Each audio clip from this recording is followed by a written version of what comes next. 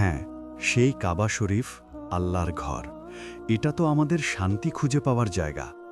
কল্পনা করো, শুরুতে এটা ছিল শুধু একটা মাটির ঢিমি। তারপর হজরত ইব্রাহিম আর তার ছেলে ইসমাইল এসে এটাকে বানালেন। কোনো ছাদ ছিল না, দুটো দরজা, একটা দিয়ে ঢোকো, অন্যটা দিয়ে বের হও। যেন বলছে, এখানে এসো, আল্লাহর কাছে মিলে যাও, তারপর নতুন করে জীবন শুরু করো।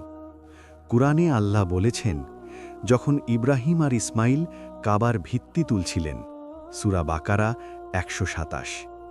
সময় গড়িয়ে যায়, কাবা বদলাতে থাকে, কিন্তু তার মায়া কমে যায় না।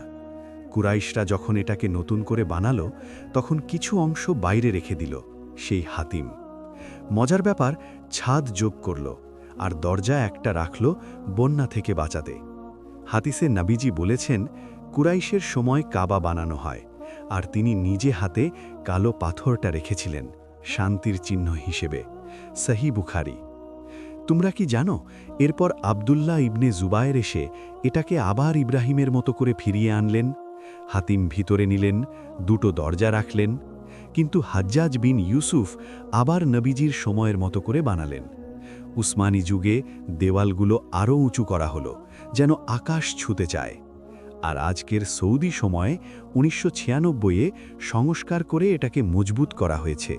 উচ্চতা প্রায় ১৩ মিটার। এই কাবা তো শুধু পাথরের ঘর নয়, এটা আমাদের ঈমানের আয়না। জীবনে যখন ঝড় আসে, ভেঙে পড়ি, তখন এটা শেখায়, আল্লাহর কাছে ফিরে এসো, নতুন করে গড়ে তোলো নিজেকে। আচ্ছা, তোমরা কি এই মায়ায় ডুবে যেতে চাও? আমিন।